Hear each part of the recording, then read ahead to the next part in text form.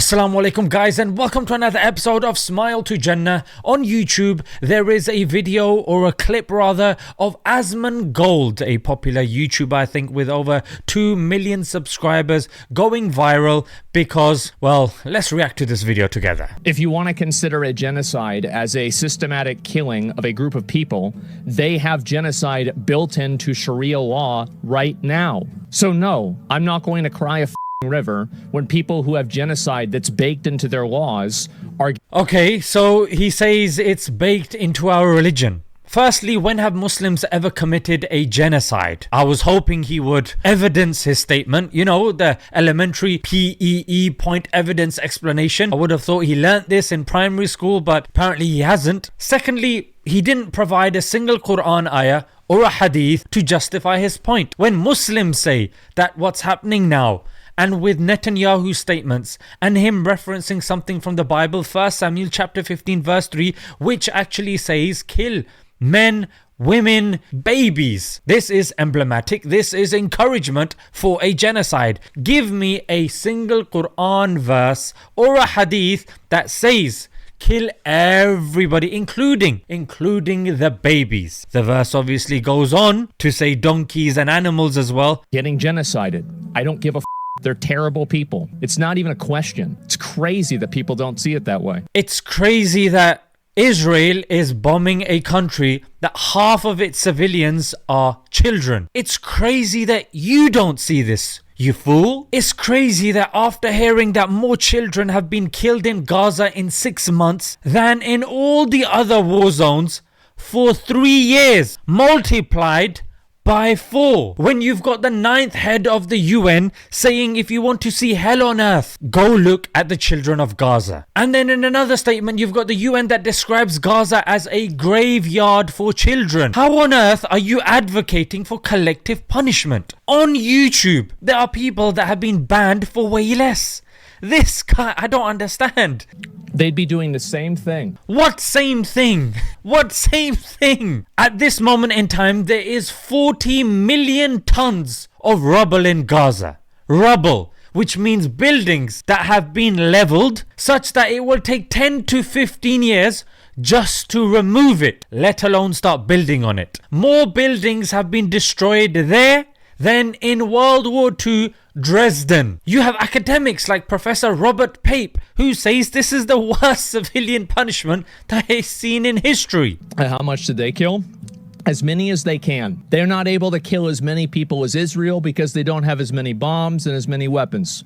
But if they did, they'd be doing the same thing. Oh, so you think they would be doing the same thing even though there's no evidence of that? There's always been a disparity between Israel and Palestine, but because you think in your tiny little brain that they could do that or they would do that, hypothetics of course, then it's somehow okay to genocide them, and somehow to be on their side is ridiculous and not making sense to you. Are you okay? That's it. Just takes enough. That's right. These people are not your allies. They are not the same as us. They come from an inferior culture that is horrible. It kills people for their identity, and it is directly antithetical. It kills people for their identity. The irony. These people are getting killed solely because of the fact that they are Palestinians and they are resisting occupation. That's it. I'll come to the culture bit. To everything Western values stand for,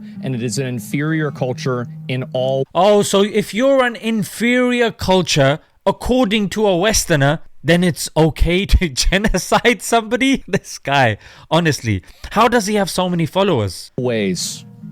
It is that simple. No, I don't feel bad for them. I don't feel sorry for them. I don't care. I don't support them. He mentioned another point as well. He said these people are not your allies. History begs to differ. History begs to differ. In fact, Muslims ruled over Spain for 800 years, in which Muslims, Christians and Jews on the whole lived in peace. In fact, people were allowed to grow, reach certain positions. In fact, even if we go earlier, caliphs. A caliph is a Muslim ruler. Abdul Malik ibn al-Marwan, he was a caliph, and he selected a Christian tutor for his brother, and the Christian's name was Athens, and he was paid so handsomely to such a degree that he had 4,000 slaves. We're talking about this Christian bloke. 4,000 slaves. He had farms, he had houses, and so much gold and silver that Arnold, when describing it, he says it was as abundant as one sees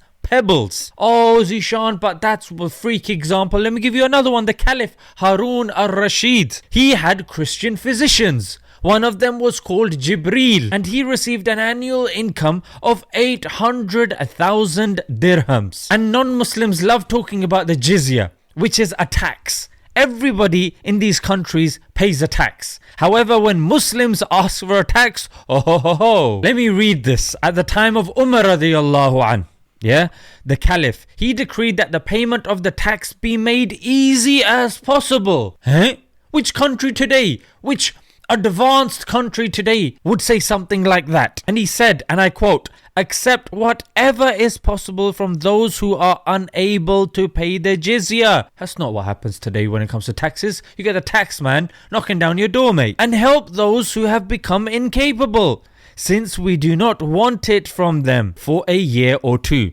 This is in Ibn Asakir, History of Damascus, Volume 1, page 178. And not to mention the jizya didn't have to be paid by monks, disabled people, women. In other words, people that couldn't fight. Because if you were to live under Muslims and you were of military fighting capability, age, gender, for you to be excused from military duty, you paid this tax. If the Muslims couldn't defend you, then in the case of Abu Ubaidah bin Jarrah and Khalid bin Walid, there are clear statements to suggest, look, we can't defend you now, we're going to return the jizya to you. Guys, this is just a tip on the iceberg. Look at Christian history, look at the Western world today. This does not occur. You must pay your tax. And you're talking about culture. What culture? A culture in which women are treated as objects, stripped just to sell shampoo. A culture in which a man doesn't know if he's a woman doesn't know if he's a man. A culture in which knife and gun crime are through the roof.